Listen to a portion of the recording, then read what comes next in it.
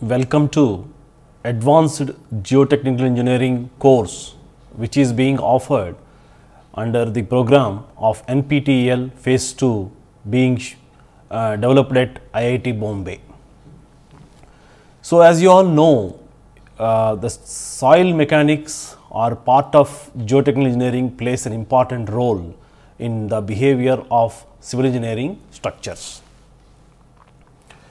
So, this course is being offered for graduate students as well as for practicing engineers who are actually going to use or work in the area of geotechnical engineering. Myself, Professor BVS Vishwanathan, I am professor at Department of Civil Engineering with geotechnical engineering as specialization. My research areas include centrifuge modeling of geotechnical structures, research in geotechnical engineering, soil reinforcement, geosynthetics, and details of my work can be seen at website www.civil.iitb.ac.in /Vishwam. My email ID is given here, viswam@civil.iitb.ac.in. So, this course we would like to cover in the following heads. First, we will introduce ourselves to origin and nature of the soils as engineering materials. As you all know, soil and rocks are the major engineering materials which are used in civil engineering construction. And then we will try to classify the soils and try to look into the clay mineralogical aspects. Thereafter, soil compaction, soil water interaction, permeability and seepage and effective stress will be covered. After this, consolidation behavior of the soil and methods for accelerating consolidation of the soil will be introduced. Having done this, the stress strain strength response of soils will be discussed in depth, and as an application to this, earth retaining structures and stability analysis of slopes will be covered. This is followed by buried structures and their behavior, and this course will be given a closure with geotechnical physical modeling. This course is covered in 8 modules. In module 1, soil composition and soil structure will be covered. Under the soil composition and soil structure, we will be looking into soil formation, types of soils and their characteristics, particle sizes and shapes, their impact on engineering properties, soil structure, clay mineralogy, soil water interaction, consistency, soil compaction and concept of effective stress will be introduced here in this module. At each module, we will be actually having problems and also self evaluation and tutorial problems, so that this will bring close to the subject what you learned in the previous lectures, which are actually there in this module. As a second module, we will be covering permeability and seepage, permeability and seepage force and effective stress during seepage, Laplace equations of flow, particularly fluid flow in soil in 1-dimensional, 2-dimensional and 3-dimensional seepage, flow nets, anisotropic and non-homogeneous medium, confined and unconfined seepage, and along with practical examples will be discussed in this module. In module 3, the compressibility and consolidation, and under this the stresses in soil from surface loads, Terzaghi's 1-dimensional consolidation theory, application in different boundary conditions, ramp loading, that is the loading which is actually carried out happens in the field, determination of coefficient of consolidation CV for normally and over consolidated soils along with some practical examples, compression curves, secondary consolidation, radial consolidation, and settlement of compressible soil layers and methods for accelerating consolidation settlements will be discussed in this module 3. In module 4, stress strain relationship and the shear strength of soils will be discussed. In this module, we will be discussing stress state, Morse circle analysis and pole principal stress in the space and stress paths in PQ space, Mohr Coulomb failure criteria and its limitations, correlation with the PQ space and stress strain behavior, isotropic compression and pressure dependency, confined compression, large stress compression, definition of failure, interlocking concept and its interpretations, drainage conditions, and triaxial behavior of stress state, and analysis of unconfined, unconsolidated, undrained, consolidated, undrained, consolidated, drained and other special tests, stress paths in triaxial and octahedral plane, elastic modulus from the triaxial test will be introduced. So, in this, at the end of this module, what we will do is that we will try to see number of problems and we will also try to have some tutorial problems. So, this will actually allow you to understand in a better manner in this module. As module 5 and 6, as an application of shear strength what we learnt in module 4, what we do is that we will try to learn earth retaining structures. In this, earth pressures, stress changes in soil near retaining walls, earth pressures and pressure, estimation of earth pressure under drained and undrained loading, and stability of slopes, particularly stability analysis of a slope and final critical slip surface, sudden drawdown conditions, and effective stress and total stress analysis, seismic displacements and marginally stable slopes, and we will be introducing briefly to reliability based design of slopes and methods for enhancing stability of unstable slopes. There are many methods, so that we can actually discuss some important methods, so that how a stability of an unstable slope can be improved. In module 7, we will try to understand about the buried structures. These are very prominent or important nowadays with urban constructions. The load on pipes, Marston's load theory for rigid and flexible pipes, trench and projection conditions, and minimum cover, pipe flotation and liquefaction. So, these are some of the critical conditions like liquefaction and then behavior of the pipes subjected to flotation and all will be discussed. Finally, under 8th module, we will be discussing geotechnical physical modeling, the physical modeling methods, applications of centrifuge modeling and its relevance to geotechnical engineering, centrifuge modeling of geotechnical structures with practical examples will be discussed. So, if you look into this, the geotechnical engineering is the branch of civil engineering concerned with the engineering behavior of earth materials. Geotechnical engineering uses principles of soil mechanics and rock mechanics. So, here the soil mechanics and rock mechanics to investigate subsurface conditions and materials, which is very important. So, if you look, the soil mechanics is the branch of science that deals with the study of physical properties of soil and the behavior of soil mass subjected to various types of forces. Whereas, the rock mechanics is the theoretical and applied science of the mechanical behavior of rock and rock masses. So, soil mechanics is the branch of science that deals with the study of the properties of the physical properties of soil and the behavior of soil mass subjected to various types of forces. The forces can be gravity forces or seepage forces or external loading, etc. The rock mechanics is the theoretical and applied science of the mechanical behavior of rock and rock masses. So, in this slide, a series of geotechnical engineering construction activities which are actually formed with soil is shown. A natural slope or natural slope, which is the a structure which is a geotechnical structure which is actually formed either because of the erosion or because of the gravity loading. So, this natural slope which is actually shown and then in order to allow the urban construction, sometimes along the hilly terrains the cut and fill method is adopted. The slopes will be cut and then allowed for the slopes to the roads to construct. So, this infrastructure development makes some of the existing natural slopes unstable. So, hence there is a need for understanding about the behavior of these slopes under the natural conditions are subjected to some adverse effects. Here, whenever if there is a requirement of storage of water, then this is particular structure is called embankment dam, and which is required to prevent the leakage of the water through the dam. So, this particular structure which is actually called as an embankment dam. So, if you see here, this particular structure is a building foundation for a 1 or 2 stories building.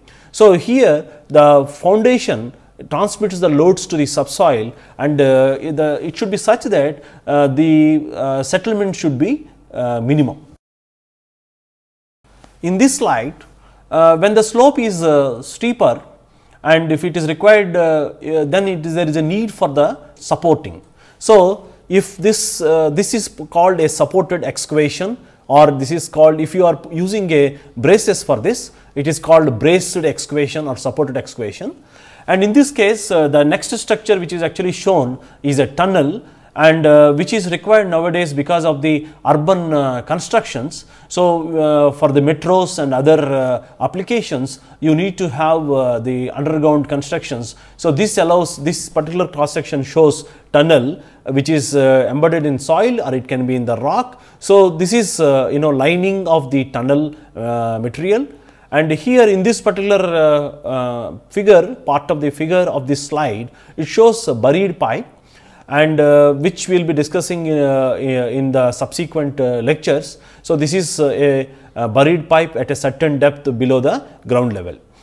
And here in this particular figure, it shows a road embankment above the existing ground level. So, this is a typical structure which is very common as far as civil engineering construction for highway and railway applications is concerned. In particularly if you have got a soft soil, and if there is a requirement of the large loads to be transferred to the deeper stratas, then it is required to construct foundations such that the loads are actually transferred to the harder stratas which are actually there below. So, here this is a cross section which actually shows the building on the pile foundation. So, these yellow members which are actually shown are the piles, and here this particular surrounding soil which maybe can offer a frictional resistance, or sometimes if it is in the form of a clay, it derives the strength only from the bearing.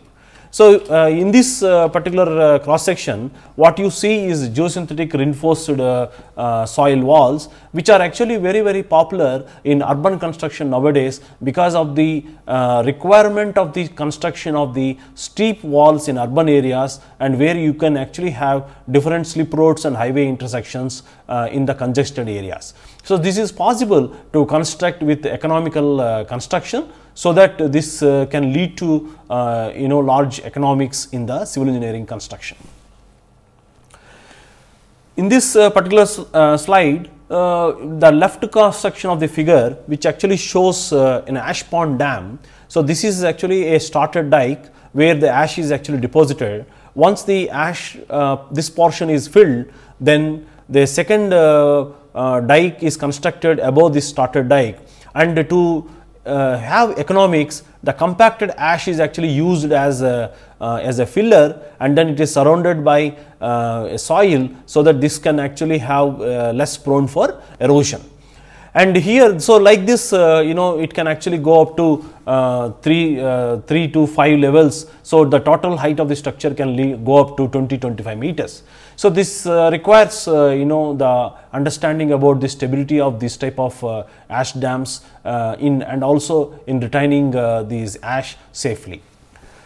And because of the development and generation of the municipal solid waste, there is a requirement for municipal solid waste landfills. That means that the waste which is actually incinerated or generated has to be finally dumped safely in the ground or above the ground, and this construction or this type of a geotechnical structure is called landfill.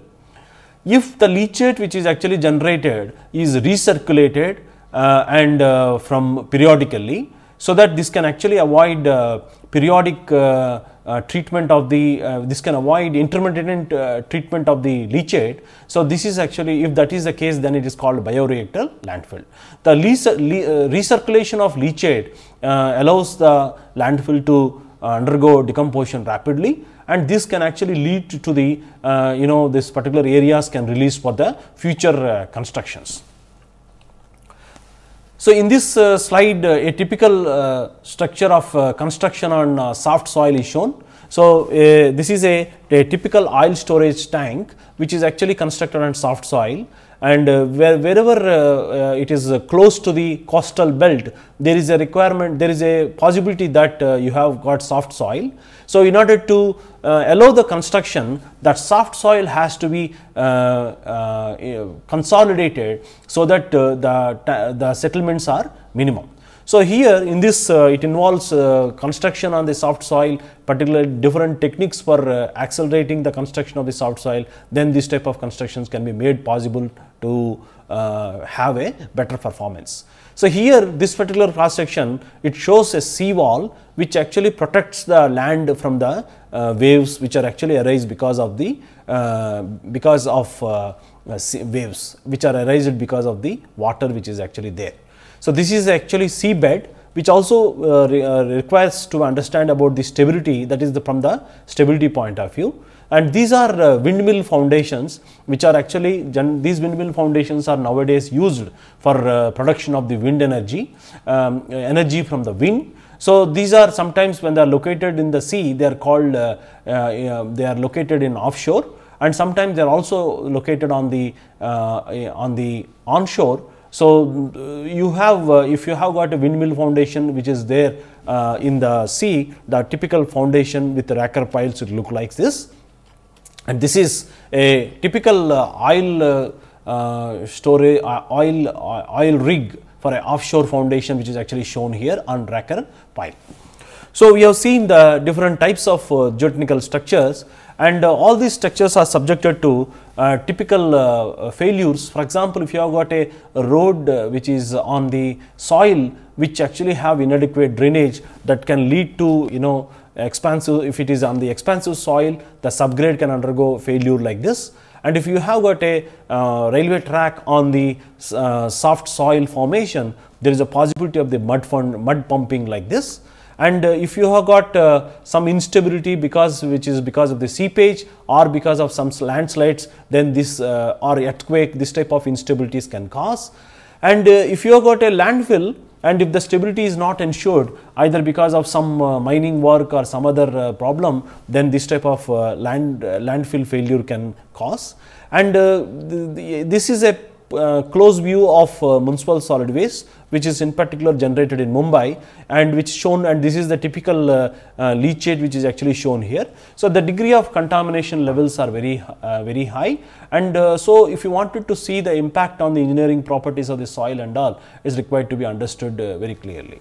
So, here the typical slope which is actually shown along the railway track, and these type of failures are very common because of the seepage which actually takes place during the monsoon.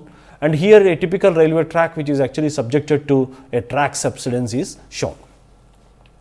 So, geotechnical engineering, if you look into the definition, it is simply the branch of engineering that deals with structures built of or in natural soils and rocks. This subject requires knowledge of strength and stiffness of soils and rocks, and methods of analysis of structures and hydraulics of groundwater flow.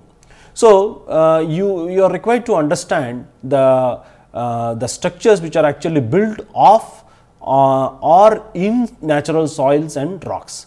So, this subject requires knowledge of the strength and stiffness of soils and rocks, methods of analysis of structures and hydraulics of groundwater flow. So, in this course we will be concentrating mostly on the soil behavior and soil stiffness, and the methods of the analysis of structures resting on the soil predominantly. As a course context, I would like to introduce here an understanding of the engineering behavior of the ground, and the interaction between the ground and any structures built or in the ground is essential for civil engineers. So, that means that this particular understanding about this subject which involves the engineering behavior of the ground and the interaction between the ground and any structure like a retaining wall interacting with the soil built on or on the ground is essential for civil engineers.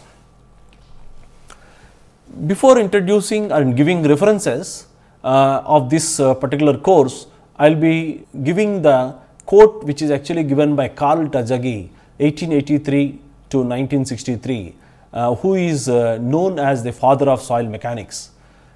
Here it says it like this: unfortunately, soils are made by nature, not by man.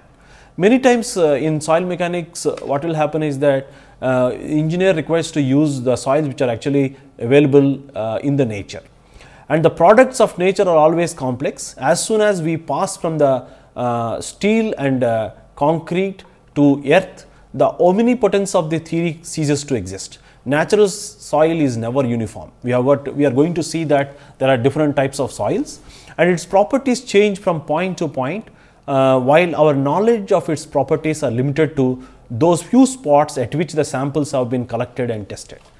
In soil mechanics, the accuracy of computed results never exceeds that of a crude estimate, and the principal function of theory consists in teaching us what and how to observe in the field. So, here some selected references are listed. These references are listed in the alphabetical manner. Atkinson 2007, which we will be following for majority of the portions of this course, the mechanics of soils and foundations, and which is published by Taylor and Francis in 2007, and this is the second edition which I included here. Eisen A 2005, Soil Mechanics, the Basic Concepts and Engineering Applications, Taylor and Francis, London, and which is published I think the first edition, and Craig 2004, this is the title of this book is Craig's Soil Mechanics, Sponfresh, Taylor and Francis, London and New York, 7th edition. Das, BM 2008, Advanced Soil Mechanics, Taylor and Francis, London and New York, 3rd edition. Fang and Daniels 2006, Introductory Geotechnical Engineering and Environmental Perspective, Taylor and Francis, London and New York, 1st edition. Fredland and Rahardzo, Soil Mechanics and for Unsaturated Soils, John Wiley and Sons, New York, 1st edition. Holz and Kovacs, which we will be discussing basically for stress paths, 1981, and Introduction to Geotechnical Engineering, Prentice Hall, New Jersey. Kaniraj SR 2008, The Mechanics of Soils and Foundations, Tata McGraw-Hill Publishing Company, New Delhi, 10th preprint. McCarthy 2007, Essentials of Soil Mechanics and Foundations, Basic Geotechnics, Prentice Hall, New Jersey, 7th edition. Parry RHG 2004, More Circles, Stress Paths and Geotechnics. So, here we will be discussing mostly about the stress paths and then the failure criteria which are actually involved with the stress stiffness response of soils. The Sponfresh, Taylor and Francis, and London and New York, 2nd edition. Wood DM, Geotechnical Modeling. Basically here we will be covering the geotechnical physical modeling involved, which is in the module 8 of this course. So, as a source of the soil, first let us look into the origin of the rock and origin of the soils. So, the rock, the source of the soils. Most of the non-organic materials that are identified as soil originated from the rock as the parent material. As you all know that the rocks that form the earth surface are classified as to origin as igneous, sedimentary and metamorphic rocks. Igneous rocks, sedimentary rocks or metamorphic rocks. These igneous rocks are formed directly from the molten state of magma. The molten magma that cools rapidly at or near earth surface are called extrusive or volcanic type rocks. Examples for this are basalts, rhyolites and andesites. If the molten rock cools very slowly, the different materials segregate into large crystals, forming a coarse grained or granular structure that trapped in at deeper depths. Intrusive or plutonic type. Examples for this type of rock which is actually formed when the molten rock cools very slowly, that is granite, which consists of quartz and feldspar, cyanides and gabbros. Because of the high silica content, these rocks are called as acidic rocks. They decompose to predominantly sandy or gravelly with little clay. So, you see here when these rocks with high silica content, when they decompose, they form a predominantly sandy or gravelly with little clay. This is actually used as good construction material. Rocks whose minerals contain iron, magnesium, calcium or sodium but little silica, such as the gabbros, diabasis basalts, are called as basic rocks.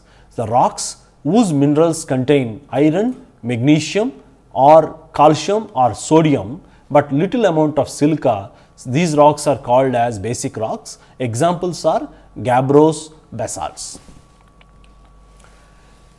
When the solution of the magma is cooled very rapidly, the minerals do not separate into crystals but solidify as amorphous vitreous rocks, such as examples volcanic scoria, pumice and obsidian. The rock types that are intermediate between acidic and basic include trachytes, diorites and andesites. They are easily break down into the fine textured soils due to their mineral components. So, the rocks that are intermediate between acidic and basic rocks, the examples include trachytes, diorites and andesites. They easily break down into the fine textured soils due to their mineral components. The clay portion of the fine textured soil is the result of the primary rock minerals decomposed to form secondary minerals, not small fragments of the parent rock minerals. The properties and behavior of the clay soils are different from those of gravel, sand and silty soils. So, the clay portion of the fine textured soil is the result of the primary rock minerals decomposing to form secondary minerals. So, the properties and behavior of clay soils are different from those of gravel and sand and silty soils. This is one of the reason for different behavior of the properties of the clay. Then comes to sedimentary rocks. These are actually formed from the accumulated deposits of soil particles or remains of certain organisms that become hardened by pressure or cemented by minerals. Cementing materials such as silica, calcium carbonate, iron oxides are abundant in this type of rocks. Example, limestones, dolomites, the present proposal new name is dolostone, and sandstone, shale or conglomerate and breccia. These are the examples of the sedimentary rocks. The shales are predominantly formed from the deposited clay and silt particles.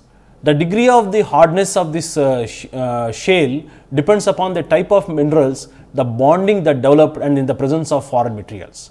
The hardness is mainly due to the external pressures and particle bonds, not due to the cementing materials. That is, this is mainly due to the external pressure which has been subjected and the particle bonds, not due to the cementing material which is actually due to any cementing materials.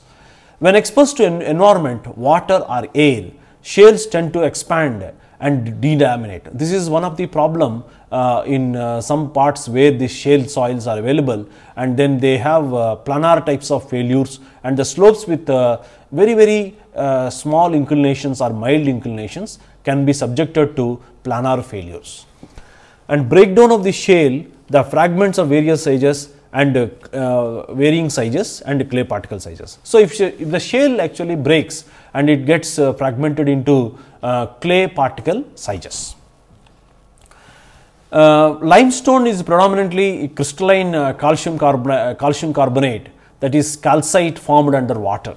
So, limestone dolomite is referenced as a karst or karstic terrain, and here in this particular photograph, a typical formation of a sinkhole which is actually shown, and here this is due to the cavity which is formed because of the soluble nature of the ingredients present in the